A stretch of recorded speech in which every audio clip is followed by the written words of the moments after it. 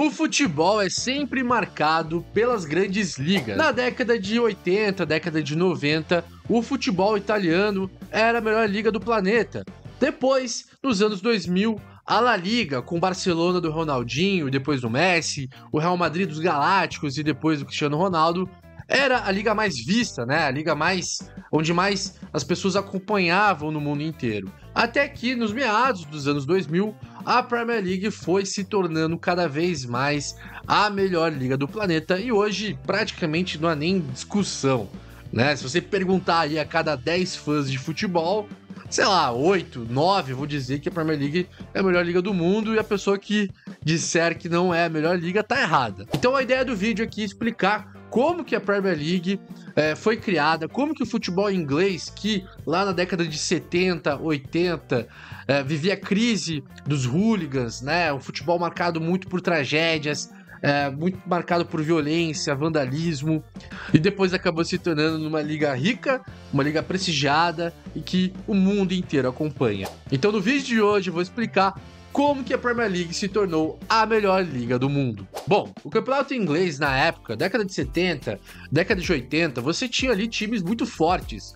Tanto que entre 77 e 82, apenas times ingleses foram campeões da Liga dos Campeões. Você tinha o Liverpool do Dalglish, do Ian Rush, que foi campeão 3 vezes nesse período e depois foi campeão pela 4ª vez em 84.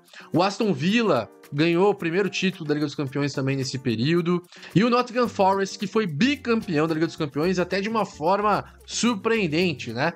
Então, dentro de campo, os times ingleses conseguiam, através da força física, através do famoso kick and rush, né, trazer uma intensidade do jogo que fazia com que os times ingleses se tornassem muito competitivos na época.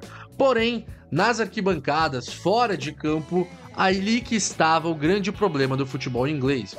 O futebol inglês, na época, na década de 80, vivia uma grande crise até de público. O campeonato italiano, o campeonato espanhol, outros campeonatos, o campeonato alemão, por exemplo, outros campeonatos atraíam muito mais torcedores do que o campeonato inglês. Além disso, os estádios da Inglaterra se tornavam cada vez mais defasados, com problemas de segurança, problemas de conforto. Inclusive, o fato dos estádios serem defasados, os hooligans muitas vezes tinham acesso à torcida rival, né? Então, os hooligans das duas equipes às vezes se encontravam no estádio e brigavam dentro do estádio, que era um grande absurdo. A questão do conflito entre os hooligans era o grande problema. Isso até, inclusive, gerou em tragédias. Desde tragédias onde tinham feridos até tragédias como o caso da final de 85 da Liga dos Campeões, a tragédia de Heysel. Essa tragédia aconteceu na final da Liga dos Campeões entre Liverpool e Juventus, em 85. Heysel é um estádio que fica na Bélgica. E o que aconteceu? Basicamente, por um erro, né, da UEFA, da organização, né, a final foi organizada pela Federação Belga. Enfim, foi uma sequência de erros. O primeiro erro era que o estádio de Heysel já não era para receber um jogo desse tamanho, porque já era um estádio que tinha problemas de infraestrutura, tinha problemas... a estrutura, de modo geral, estava defasada. Outro problema muito grave foi ter colocado a torcida, uma parte da torcida da Juventus ao lado da torcida do Liverpool, ao lado da torcida mais fanática do Liverpool, onde consequentemente estariam os hooligans. E para piorar ainda, a divisão entre essas duas torcidas foi ali muito branda, né? As duas torcidas basicamente quase não tinham policiais fazendo a segurança. Então, facilmente os torcedores do Liverpool conseguiram invadir a parte dos torcedores da Juventus, só que essa parte era uma parte onde tinham torcedores mais familiares ali, torcedores mais de família, torcedores mais normais, né? Não tava a parte dos ultras ali da Juventus, né? Onde iria pro confronto. Então, a galera começou a fugir dos hooligans, a galera começou a querer fugir do confronto. E, infelizmente, a torcida da Juventus começou a se aglomerar perto de uma grade que tinha ali no estádio. A grade estava muito defasada, não aguentou o peso da aglomeração, né, de ter tanta gente ali em pouco espaço. E, infelizmente, isso acabou gerando em 39 mortos, muitos feridos. Então foi a primeira tragédia marcante desse período, marcante, obviamente, de modo negativo, né? Foi uma tragédia que, a partir dali, a justiça britânica, a justiça até europeia, né, a UEFA começou a tomar providências contra o hooliganismo que reinava na década de 80, né? Então, quais foram as consequências? A primeira, alguns torcedores do Liverpool foram presos. Não era tão comum assim torcedores não, né? Hooligans serem presos. Então, começou a ter uma perseguição ao hooliganismo na Inglaterra, no Reino Unido. A Margaret Thatcher, que era a primeira-ministra da época, ela fez uma campanha muito infusiva contra os hooligans. Então a polícia começou a investigar, começou a prender hooligans de vários clubes. Além disso, os clubes ingleses foram impedidos de disputar campeonatos da UEFA durante 5 anos. A primeira punição era que os times ingleses eles nunca mais iriam disputar campeonatos europeus, até que a punição foi alterada para 5 anos, além da tragédia que teve na final da Liga dos Campeões, a tragédia de Heysel em 85, 4 anos depois, na semifinal da Copa da Inglaterra, entre Nottingham Forest e Liverpool, novamente Liverpool, houve a tragédia de Hillsborough.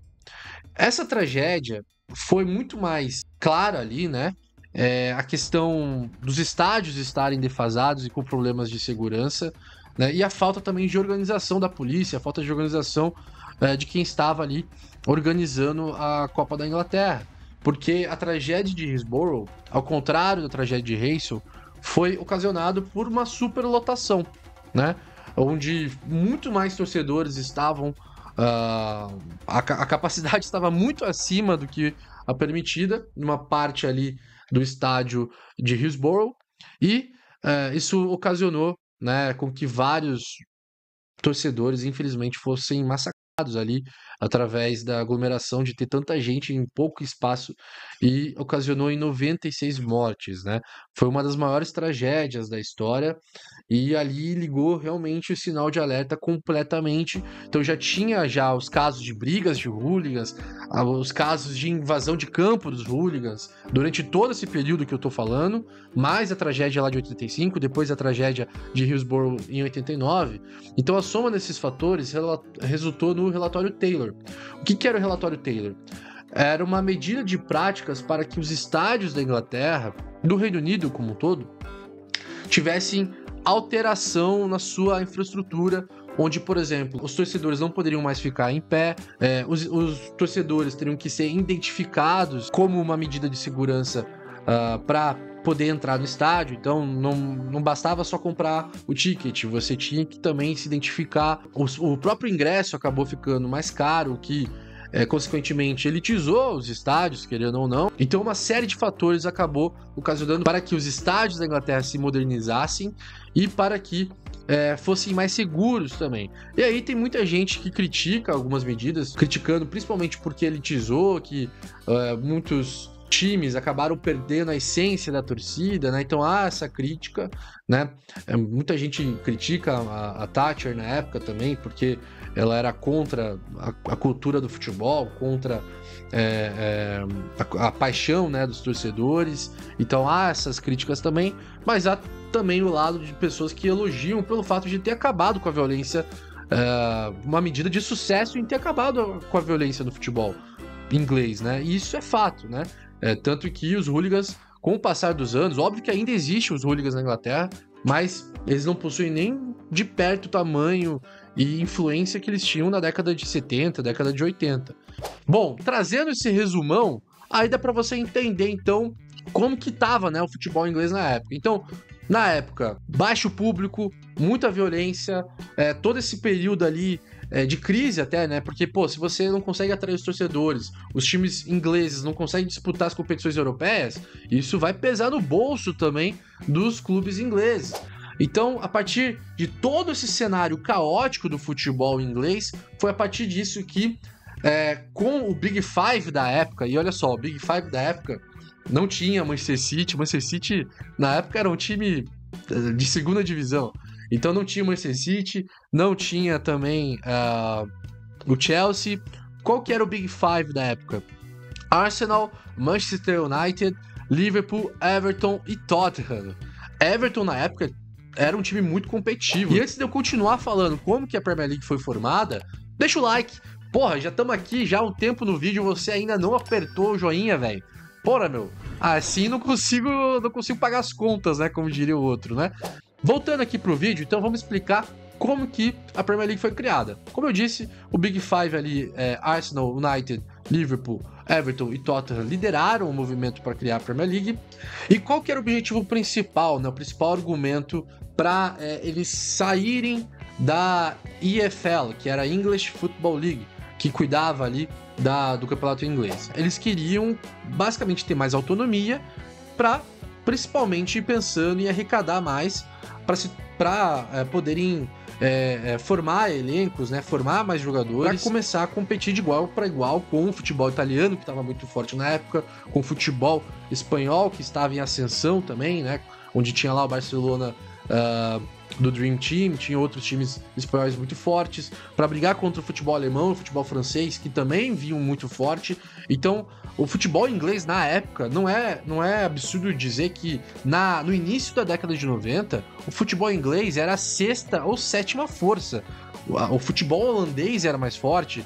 Dava pra dizer ali que estava mais ou menos no mesmo nível do futebol português, se não tivesse pior que o futebol português no início dos anos 90.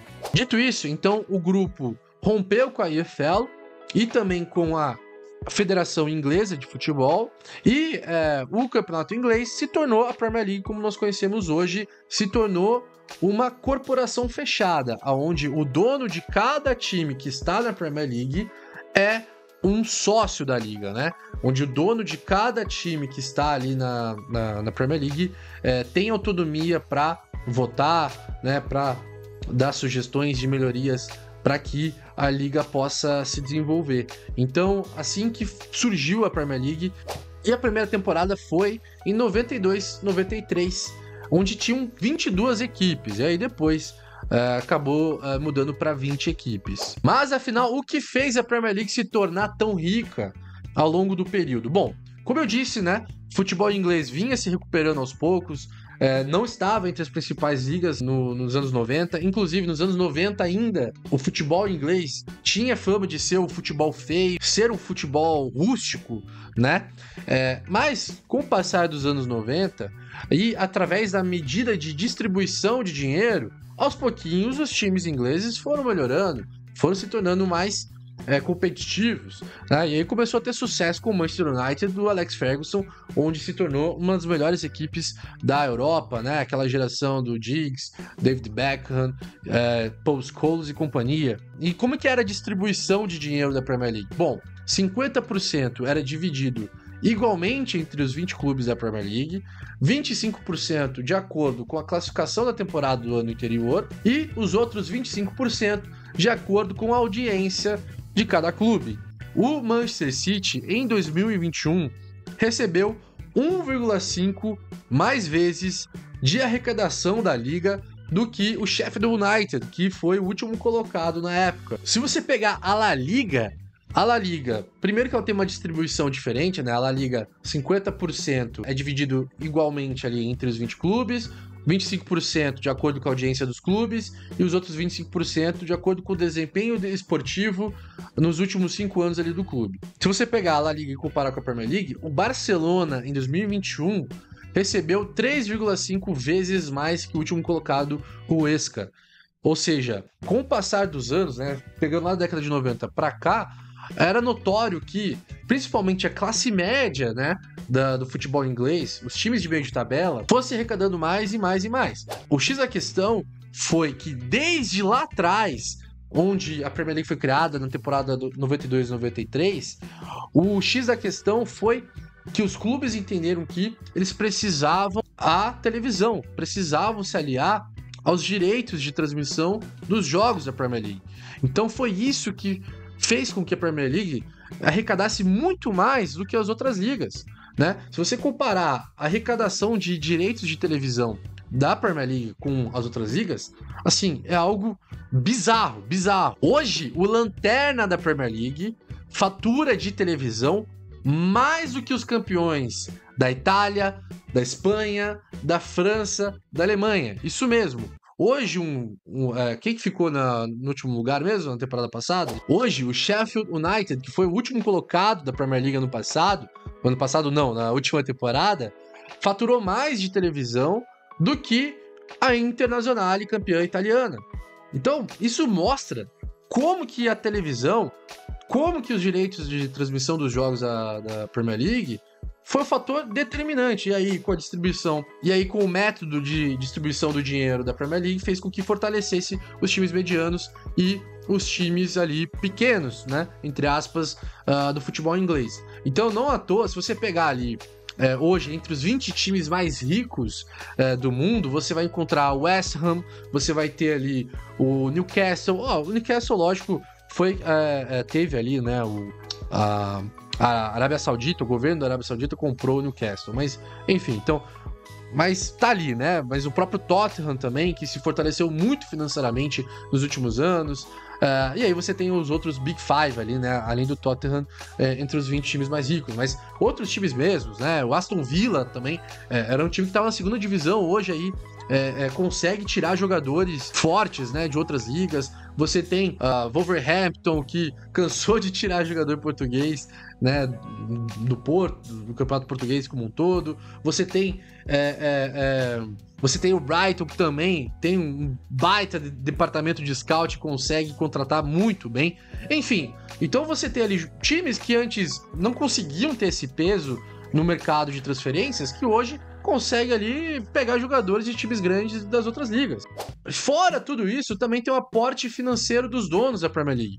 Porque como se tornou uma liga tão atrativa, os times da Premier League se tornaram também atrativos para quem quer botar dinheiro no futebol. Então hoje os donos ali da Premier League também colocam dinheiro, investem dinheiro, seja tanto no marketing, assim como também investem dinheiro em jogadores. Às vezes investem até meio errado, né?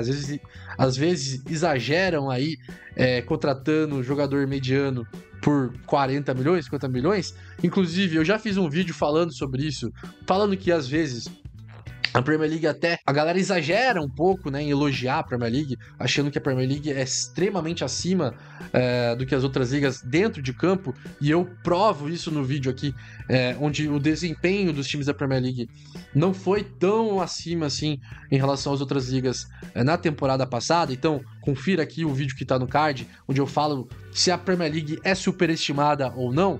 Confira lá. Espero que vocês tenham gostado do vídeo, ó. Deixa o joinha. Se você ficou até o final do vídeo, você ainda não deu o like, você tá de brincadeira, né, meu? Tá de brincadeira. Então, deixa o like aí, caraca. Pô, deixa o like. Deixa o like, se inscreva aí no canal se você gosta de curiosidades, análises do mundo do futebol. Esse é o Futebol Evoluciona. Meu nome é Edu. Vou deixar aqui outro vídeo do Futebol Evoluciona, ó, aqui no meio do vídeo, pra você continuar assistindo o nosso canalzinho, assistindo nossos conteúdos. E é isso, galera. A gente se vê no próximo vídeo. Muito obrigado para você que ficou até o final. Tamo junto. Valeu. Abraço.